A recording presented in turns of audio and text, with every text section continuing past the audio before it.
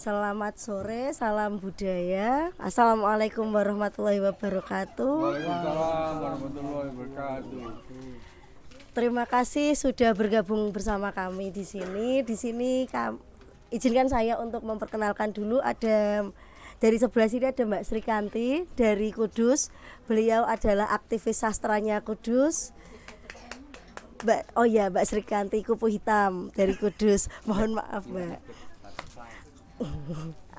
Ada juga Mbak Yani dari Kudus juga.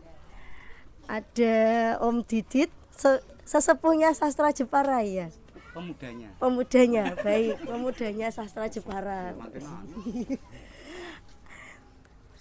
Di sebelah sini ada Pak Imam Subagio, mohon maaf Pak Bambang Karno dari Wonogiri, aktivis sastra dari Wonogiri. Ada Pak Imam Subagio yang dari Semarang, ada Mbak Erna Purbalingga, Pak Marlin dari Jakarta, Mas Aminan Basari, itu komite sastranya Jepara, dan juga Mas BC. Berikut juga komite sastranya Jepara. Untuk yang pertama ini, Septi mau tanya, kalau dari Mbak Kanti gitu pesan sama kesannya yang setelah ikut join di LBPK 12 itu apa? Keren. Ada lagi? Sudah cukup keren. Untuk Mbak Yani sendiri? Kalau saya lebih ke itu ya, terlebih tempat atau setting yang berbeda dari kebiasaan acara lomba puisi, dan di sini mengangkat kreatif gitu ya, mengangkat kekreatifan. Jadi tadi saya lihat ada yang di sana, ada yang di sana, ada yang di sana. Jadi peserta itu seperti mengeksplor dirinya sendiri, dan saya melihat ini adalah hal yang berbeda dan suatu applause lah untuk Mas Didi dan kawan-kawan di LBPK Jepara ini, khususnya untuk Yayasan Gaberto, dan terlebih dari dinas, mungkin dari pemerintah Jeparanya ada dukungannya kayak seperti itu ya. Baik, untuk Mas Didit sendiri nanti aja. Oke, baik. Kalau begitu kepada Pak Bambang, gimana Pak pesan dan kesannya setelah bergabung bersama kami di LBPK yang ke-12? Ya, terima kasih Mbak Septi. Jadi kalau menurut saya sesuatu yang membanggakan bagi aktivis di dunia kesastraan, khususnya di seni peran dan sebagainya. Lomba baca puisi kreatif ini bagi Gaberto yang telah diselenggarakan, saya sudah nonton beberapa kali. Sebelum ini saya juga sudah nonton.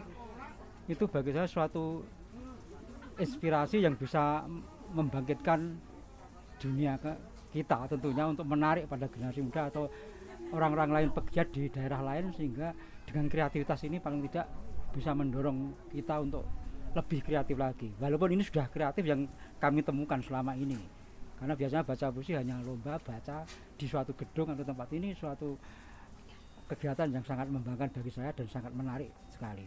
Semoga untuk terus selamat untuk Gaberto dan lanjut selanjutnya. Terima kasih. Baik, terima kasih.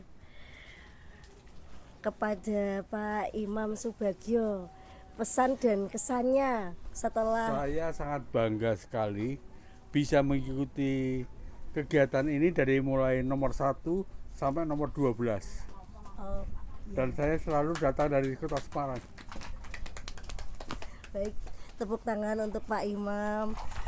Kalau ada ini enggak Pak, mungkin saran untuk LBPK ke-13 tahun depan itu bisa lebih asik lah. Percuma saya ngomong, karena Pak Didi itu adalah orang yang sangat kreatif. Sehingga Baik. Berarti sudah ini ya, sudah percaya kepada Mas Didi. sangat percaya sekali. Baik Pak Imam, terima kasih banyak untuk tanggapannya. Kalau Mbak Erna sendiri, gimana Mbak Erni untuk menyatu dengan alam? pesan dan kesannya menyatu? Dari sisi kreatifnya oke banget. Siap. Gitu aja. Terima kasih untuk Pak Marlin sendiri bagaimana? Saya melihat sebagai sebuah ikhtiar upaya untuk memuliakan baca puisi itu sebagai suatu perform art yang menarik dan tidak hanya sekedar hal-hal yang biasa-biasa, cuman yang konvensional seperti itu. Saya melihat baru di Jepara ini saya menemukan event seperti ini. Oke. Selamat untuk Bung Didit. Terima kasih. Kalau untuk Mas Aminan Basari, Mas Aminan Basari, untuk tanggapannya waktu setelah bergabung bersama kami di LBPK 12 itu seperti apa? Alhamdulillah, terima kasih. Dit, bravo. Sastra Jepara bangkit 1 sampai 13 nanti, ini 12 dengan Yayasan Gaberto semula juga sebelum yayasan kemudian jadi yayasan. Lomba baca puisi kreatif, di belakangnya ada Membaca Jepara. Saya itu penerusnya Pak Didit di Dewan Kesenian. Jadi yang tidak sulit-sulit bekerja karena sudah dibekali, konsepnya sudah ada, tinggal melanjutkan. Dan sebisa mungkin saya, Mas BJ, ada beberapa teman di komunitas Membaca Jepara, sebisa mungkin partisipasi ini lebih kita tingkatkan, melebar, meluas, nasional sudah ke 4 atau 3 ini Pak Didit ya, nasional 9 kali. Menarik sekali di Jepara, jadi barometer lomba baca puisi di Indonesia ini dengan judul Lomba Baca Puisi Kreatif.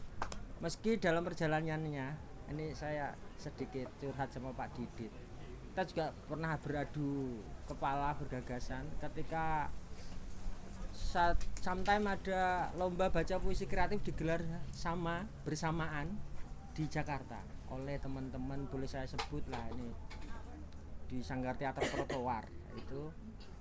Nah kemudian saya harus melurus-luruskan, bolehlah sah untuk diselenggarakan asal nempelnya juga by Yayasan Gaberto, by Sanggar Trotoar. Maka kemarin sore Mas Jiwisi, saya bikin gagasan bersama anak-anak yang generasi baru itu lebih ke sastra pertunjukan, artinya ke perform art, yang kalau di LBPK kompetisi nanti ada yang baik, ada yang di bawahnya dan seterusnya. Kalau di sastra pertunjukan mungkin lebih ke apresiatif, belajar bersama. Ini kita sinergikan bareng Yayasan Gaberto dan teman-teman Membaca Jepara. Keren. Mas BJ nambahi, saya ucapkan selamat kepada seluruh penyair Membaca Jepara, Yayasan Gaberto, dan alhamdulillah hari ini nanti malam teman-teman PMK hadir, laskarnya Pak Liat. Selamat datang di Jepara. Monggo Mas BJ. Ya. Ya, saya menambahkan selamat kepada Pak Didit dan Gaberto. Saya rasa semuanya sudah mewakili. Jadi selamat sekali lagi buat Gaberto. Terima kasih. Baik, terima kasih Mas Imam, Mas BJ. Untuk yang ini gongnya ini Pak Didit. Tolong Pak. Baik, untuk pertama-tama saya dan juga teman-teman ucapkan selamat untuk Pak Didit sudah menyelenggarakan LBPK 12. Dan gimana ini Pak, gongnya apa? Monggo silahkan. Ya, terima kasih. Terima kasih teman-teman semua Laskar PMK, teman-teman DKD, ada teman-teman Membaca Jepara. Sebenarnya enggak seneng-seneng banget, enggak susah-susah banget, enggak bangga-bangga banget. Maksudnya begini, saya pengen mengajak semua kawan-kawan, khususnya yang ada di Jepara, yuk mari kita tengok ke belakang. Seperti yang disampaikan Mas Mindu, Mas Aminan. Enggak segampang itu sebenarnya. Kita berjibaku, berdarah-darah. Nek coro kasare itu sampai diriwangi utang gitu kan. Utang lah apa-apa, yang penting sastra jalan. Iku jane kan jihad sastra. Kan yo diutang tuh kan. Jadi jihad sastra kalau boleh dikatakan begitu. Nah, Tetapi itu bukan suatu persoalan yang apa ya, yang menggelisahkan. Karena satu, saya memiliki gagasan ini karena satu, saya ingin menyelenggarakan event sastra yang bersifat sinergis. Satu, teman-teman membaca Jepara menulis puisi yang kemudian diterbitkan dalam bentuk buku puisi membaca Jepara, karyanya dijadikan materi lomba. Kemudian harapan saya yang baru terrealisasi 2 atau 3 kali itu, ketika di malam penganugerahan pemenang itu ada OTS lukis seni rupa. Nah, hasil dari OTS atau on the stage itu saya jadikan cover buku di jilid berikutnya. Jadi sinerginya begitu. Saya pengen mensinergikan antara sastra, kemudian pertunjukannya, penulisnya, sampai pada seni rupa dan musik di pertunjukannya. Saya dari dulu mengimpikan itu, tapi pelan-pelan, mari nanti kita bareng-bareng. Saya bermodal yakin saja sebenarnya, yakin saja. Dan awalnya lomba baca puisi kreatif ini sederhana. Pertemuan teman-teman di Semarang bahwa musikalisasi puisi, dramatisasi puisi, kemudian teatrikalisasi puisi, kemudian belgedesisasi puisi, itu belum ada ketentuan baku. Semuanya menjadi genre puisi kreatif. Kemudian di sana muncul pertanyaan, siapa di Jawa Tengah ini yang berani menggelar atau mengadakan acara lomba baca puisi kreatif? Spontan, tanpa berpikir panjang, saya angkat tangan, saya sanggup. Saya belum punya gagasan waktu itu. Setahun kemudian saya bahas di waktu itu belum yayasan, Mas Mindo ya, masih sanggar KP itu, saya bahas dengan anak-anak. Ini ada lomba baca puisi. Kalau kita nggelar lomba baca puisi kreatif gimana Bang dan sebagainya. Akhirnya jadi 1, 2, 3 itu masih menggunakan materi puisi dari luar. Pertama dari puisi saya, bercermin saja belum cukup. Kemudian 2, 3 itu PMK, puisi menolak korupsi penyair Indonesia. Menjelang keempat saya berpikir, kalau menggunakan materi dari luar, saya harus beli juga buku itu. Saya harus keluarin biaya juga, kos ya untuk itu.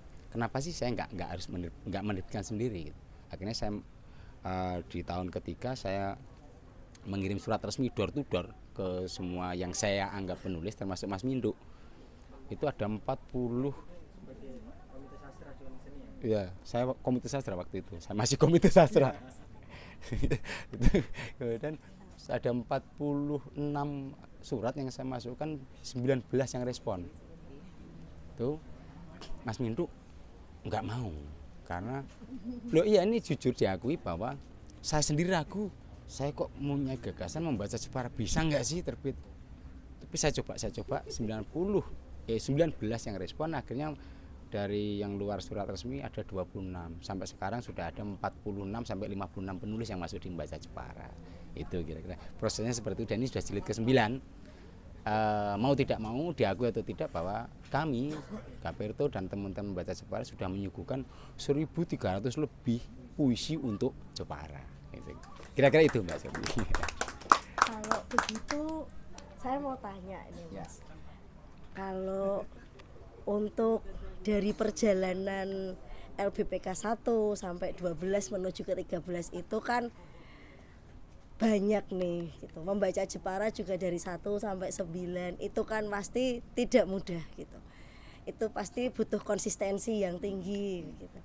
Kalau gitu bisa ndak dibagi tipsnya untuk kita ini yang mungkin generasi selanjutnya dalam menulis gitu, untuk bisa berkonsistensi seperti Mas Didit dan Gaperto.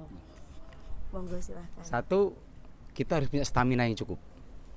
Stamina dalam tanda kutip di sini itu banyak sekali ya, tidak sekedar stamina fisik kita, tapi dari yang lain juga kita harus memiliki stamina. Yang kedua yakin bahwa saya harus, ini cita-cita loh, karena buku puisi membaca Jepara itu salah satu cita-cita saya. Dan yang berikutnya, yang paling penting adalah jangan gampang puas. Saya LBPK, kemudian membaca Jepara. Yang ketiga, di event yang sama saya tambahkan anugerah sastra. Kami ini tahun kedua memberikan anugerah sastra kepada tokoh orang yang berdedikasi tinggi terhadap perkembangan kesusastraan di Jepara. Tahun kemarin 2 orang, tahun ini insya Allah 2. Nanti malam saya akan menyerahkan anugerah sastra kepada 2 orang. Nah semoga nanti juga tahun-tahun berikutnya seperti ini. Yang penting jangan gampang puas dengan apa yang sudah kita lakukan. Anggap saja belum ada apa-apa. Gitu. Baik, terima kasih Mas Didit. Terima kasih juga sudah bergabung bersama kami di sini. Terima kasih sudah menyempatkan waktu untuk ikut memeriahkan LBPK ke-12. Ditunggu untuk tahun depan datang lagi ya, Mbak Kanti, Mbak Yani, Pak Imam, Pak semua teman-teman juga. Oh ya, Mas Marlin. Mas Diji, kalau bilang imam nengoknya ke kanan dong. Oh iya Pak. Terima kasih banyak. Assalamualaikum warahmatullahi wabarakatuh. Waalaikumsalam.